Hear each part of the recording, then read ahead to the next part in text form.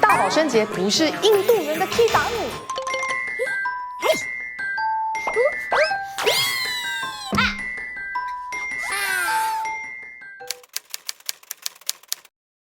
首先，我们要来说说什么是 Key 档。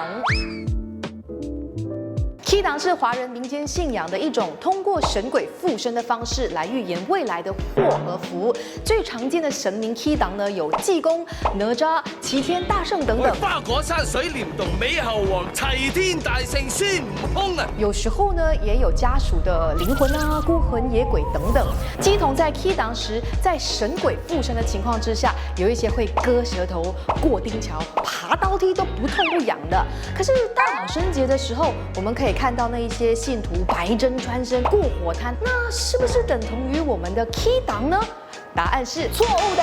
我的玛雅小科普系列，今天我们要来聊聊 Thai Pusam 这个节日。在马来西亚，印度人有主要2个重要的节日，其中一个是屠妖节，那么另外一个呢就是大保生节了。屠妖节就像是印度人的新年，可是大保生节的话呢是什么呢？就是跟战斗之神 Murugan 有关的节日。字面上我们是读 Murugan， 但是我问了我的隔壁的邻居，就是在鬼仔巷的其中一个邻居呢，他说这个字应该要念 Murugun。那我们今天的整集节目就讲 Murugun 吧。大保生节一般呢是会落在1月或者是在2月份的时候。Thai Pusam 当中的泰呢指的是泰月，也就是印度古历的10月。Pusam 的意思是泰月最闪亮的星星，所以根据推断呢 ，Pusam 这一颗最闪亮的星星非常有可能指的是月亮的意思。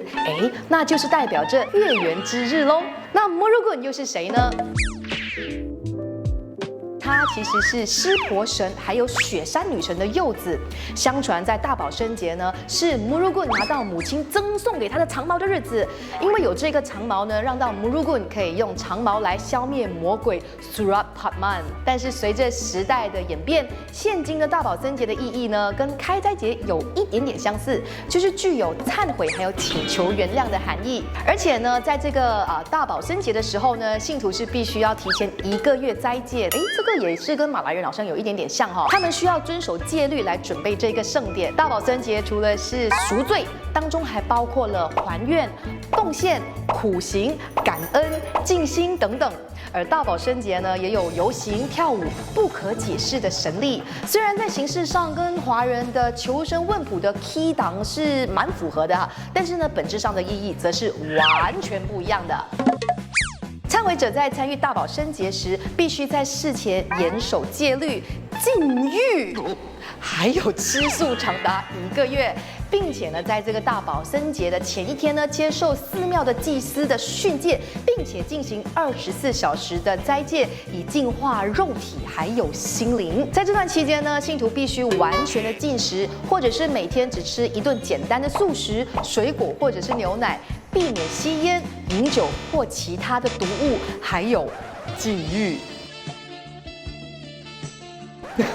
另外还有在冷水中洗澡，而男人呢通常不刮胡子或者是剪头发，还要睡在地板上。为什么睡在地板上啊？知道的朋友请在下方留言。我觉得它应该是有一些比较特殊的意义啦，可是，在我们查到的资料，在这部分没有什么太多的说明，所以知道的朋友请留言让我们知道。好，回来。经常的或至少在早晚必须要各进行1次的礼拜哦。你以为这样就结束了吗？不是，重头戏呢是要在大保生节的当天，信徒需要背上拥有行动祭坛之称的 Kavadi 去酬神还愿，而其他的信徒呢则会敲锣打鼓的来唱诵 Murugan 的歌曲，来制造打气加油的气氛。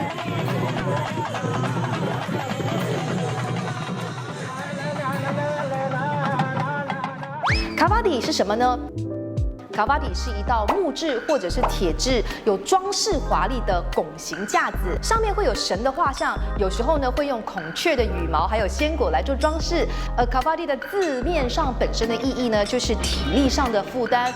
之后呢，信徒会用各种利器，例如铁钩、铁枝等，穿过人体的表层皮肤、舌头或者是脸，可以有百针穿身的地步，作为苦行来洗净1年的罪恶。据说背负 Kavadi 的信徒呢，会进入另外一种精神状态，所以呢，并不会感到痛苦，而他们的伤疤呢，也不会流血，事后也不会留疤哦。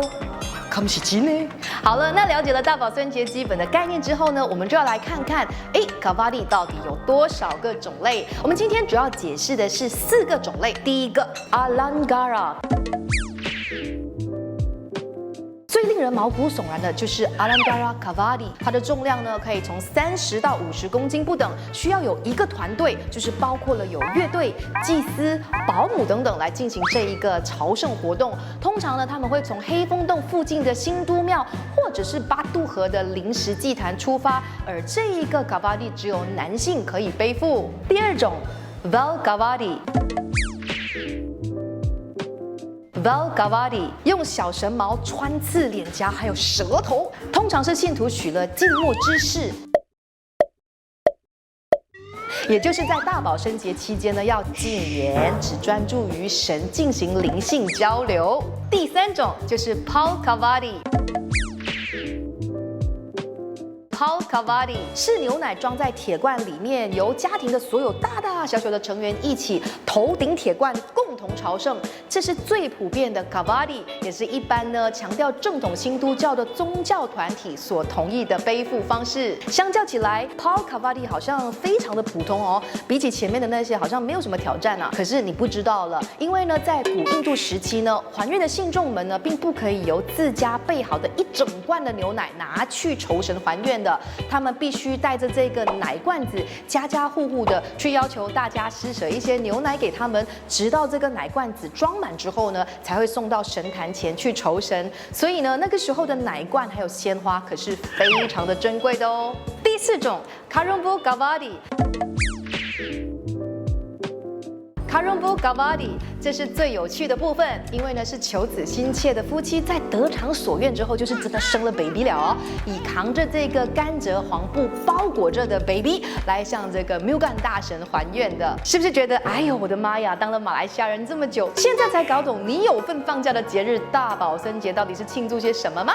我真的觉得这一系列的节目太有意义了，让我们一起呢来成为这个越来越称职的马来西亚人吧，主动的去了解我们各族同胞的一些文化和习俗。如果你也有什么关于我们亲爱的马来西亚各族之间想知道的大事小事，除了敏感的事，因为我们很怕惹事，欢迎在留言处告诉我们。我是莹莹，如果你喜欢我们这系列的节目呢，请大力的帮我们 share 出去。我们也会有英文 CC 字幕、马来 CC 字幕，所以欢迎分享给我们的其他不同种族的同胞吧。赶快 subscribe 我们的频道，还有 follow 我的IG 还有 FB。下一集的大日子，我们再见。